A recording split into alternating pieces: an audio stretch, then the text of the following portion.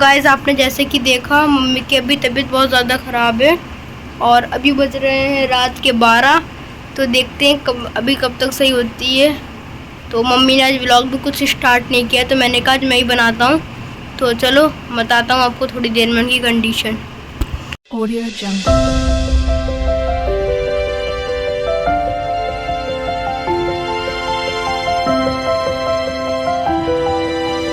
Audio Jungle. Hello अस्सलाम वालेकुम friends, welcome to my channel Kainat Dil. आप सबका मेरे चैनल कायनात दिल में स्वागत है। सॉरी फ्रेंड्स, मैं कल बिल्कुल भी ब्लॉग नहीं बना पाई हूँ, कुछ शूट नहीं कर पाई। कल से मेरी तबीयत बहुत ज़्यादा ख़राब थी। कल दोपहर के बाद से मेरी तबीयत बहुत ज़्यादा ख़राब हो गई थी, जिस वजह से मैं कुछ भी शूट नहीं कर पाई हूँ, कुछ बना नहीं पाई हूँ और पूरे दिन में लस्त पड़ी रही हूँ। और बहुत रोना आता रहा है मुझे तबीयत की वजह से, क्योंकि जब अकेली हो जाती हूँ तो बहुत रोना आता है मुझे। और शाम के बाद से तो मुझे इतना ज़्यादा, मतलब दोपहर के बाद से मुझे हाफ साइड में दर्द हो रहा था, सीने में दर्द हो रहा था हल्का हल्का। लेकिन वो फिर शाम के बाद से मुझे इतना ज़्यादा दर्द बढ़ गया, जैसे कि मुझे होता है, वो मुझे बहुत ज़्यादा होता है तड़पने वाला माइग्रेन का। तो बस मुझे इतना दर्द बढ़ गया और मतलब रात तक बहुत तेज़ बढ़ गया। बच्चों के लिए जैसे तैसे मैंने खाना बनाया और मैंने कल कुछ खाया भी नहीं था, वो पूरे दिन हो गया था। परसों भी रात में मैंने कुछ खाया नहीं था, क्योंकि मेरी तबीयत मुझे अंदर से सही नहीं लग रही थी। मैं कुछ खा ही नहीं पा रही थी, मेरी भूख एकदम से मर जाती है, मुझसे खाया नहीं जाता है। फिर शाम में दर्द की वजह से मुझे उल्टी भी हुई है, अभी लूज़ मोशन भी हो रहे हैं। तो जाऊंगी डॉक्टर को दिखाने के लिए। और रात में तो इतना दर्द बढ़ गया था, फरीद जी इतने परेशान हो गए थे फ़ोन पे कि किसको बोलें, क्या बोलें, कैसे जाऊंगी मैं। मुझे बोले कि तुम अभी टाइम है, 9 बज रहा था कुछ रात को, तो उन्होंने कहा अभी टाइम है, अभी चली जाओ। लेकिन मेरी खुद की हालत ही नहीं थी, मैं इतना रो रही थी, इतना भर भर के रो रही थी कि मेरे जाने की हालत नहीं थी। क्योंकि यहाँ पे पता नहीं क्या है, वैसे भी क्लिनिक में इतना घूरते हैं लोग, और मैं ऐसे रोती पीटते जाती तो और तमाशा होता, मुझे अच्छा ही नहीं लग रहा था। तो मैंने अवॉइड किया, मैंने कहा कि नहीं मुझे नहीं जाना है कहीं, डॉक्टर को यहीं बोल दीजिए। फिर इन्होंने फैज़ को ज़ैनुल क्या भेजा था, तो उन्होंने बोला अभी पेशेंट है, वो बहुत लेट नाइट आएंगे।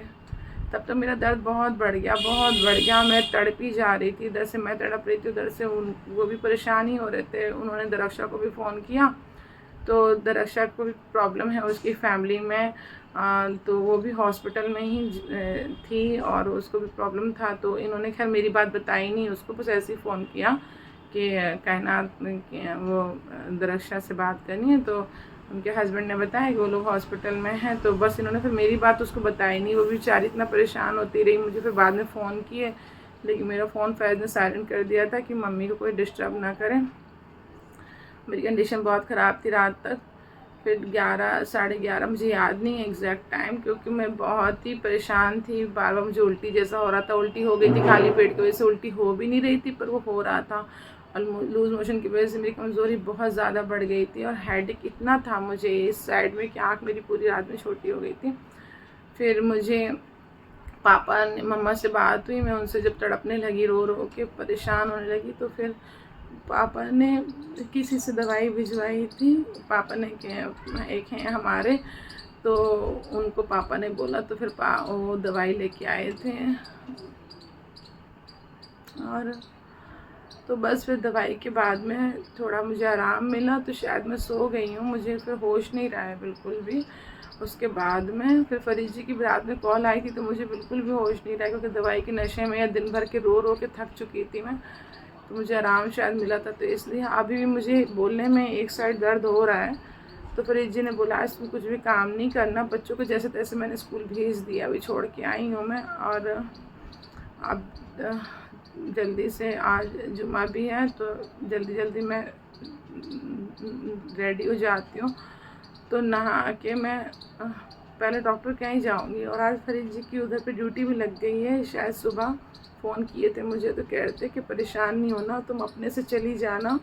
जो मेरी एक डॉक्टर है यहाँ पर, उनसे ही मुझे फिर आराम मिलता है। मुझे पहले भी ऐसी तबीयत हुई है, तो उन्हीं से मुझे आराम मिला है। क्योंकि इधर जो दूसरे डॉक्टर हैं मैं उनको दिखाती हूँ, तो वो एक टाइम थोड़ा सा कम होता है फिर बढ़ जाता है, लेकिन परमानेंट के लिए मुझे उनके यहाँ पे ही आराम मिलता है। बड़ी कमज़ोरी फील हो रही है, मैंने 2 दिन से कुछ खाया नहीं है ऐसे। तो इसलिए इन्होंने कहा है कि ठीक है तुम उनके यहाँ पे जाके दिखा के आ जाना। तो जाऊँगी अभी दिखाने। और आज तो मैं अभी तक ब्लॉग नहीं डाल पाई हूँ, 8-10 हो गया है। अब मैं इसी को जल्दी से एडिटिंग करके डालती हूँ, थोड़ा लेट हो गया है।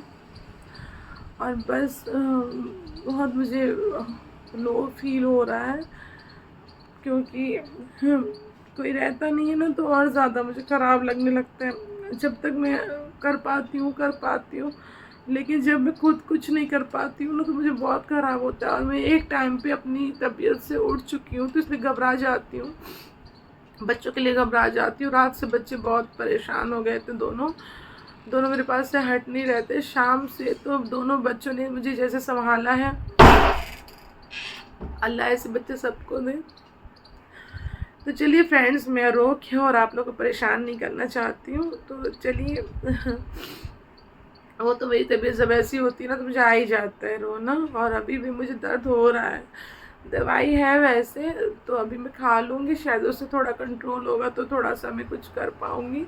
और उसके बाद तो मैं डॉक्टर को दिखाने आ जाऊँगी, और जैसी भी बात होगी फिर मैं आप लोगों से शेयर करती हूँ। आप लोग मेरी फैमिली है, तो प्लीज़ दुआ कीजिए कि मुझे सुकून मिले, थोड़ा दर्द कम हो जाए।